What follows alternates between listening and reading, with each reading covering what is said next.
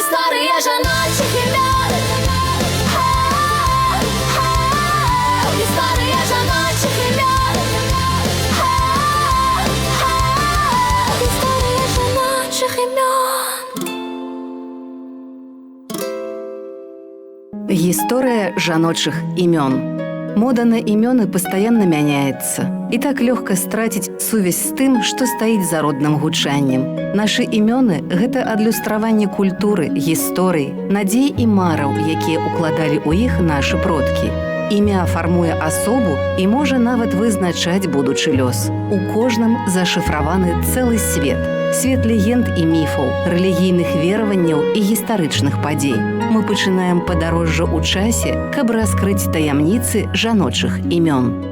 Упершыню гэтае імя з'явілася ў Рымскай імперыі, а пазней распаўсюдзілася праз праваслаўныя і каталіцкія царкоўныя календары на землях сучаснай Беларусі. Наталля паходзіць ад лацінскага слова, якое азначае родны або народжаны. У гісторыі Беларусі імя замацавалася з прыняццем хрысціянства і стала адным з самых папулярных традыцыйных жаночых імёнаў у краіне, дзякуючы сваёй цёплай сімволіцы. Наталля – гэта імя, якое адразу стварае адчуванне чагосьці блізкага, роднага і па-хатняму утульнага. Уладальніца гэтага імя лёгка сыходзіцца з людзьмі, зараджае ўсіх вакол сваім аптымізмам і стварае вакол сябе атмасферу, у якую хочацца вяртацца. Але пад гэтай таварыскасцю хаваецца моцная воля і жалезныя прынцыпы. Наталля не сядзіць на месцы, яна заўсёды ў руху, у пошуку новых уражанняў і спраў. Уладальніца гэтага імя не пройдзе міма, калі бачыць несправядлівасць, гатовая заступіцца за слабога, нават калі гэта пагражае ёй непрыемнасцямі. У паўсядзённасці беларусы часта выкарыстоўваюць памяншальна-ласкальныя варыянты: Наталка, Наталька, Натася, Наталя.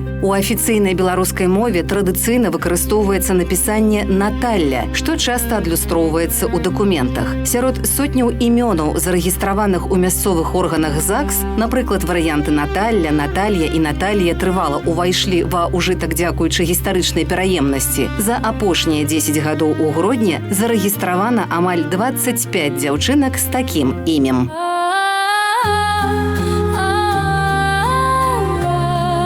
Історія жіночих ім'ян.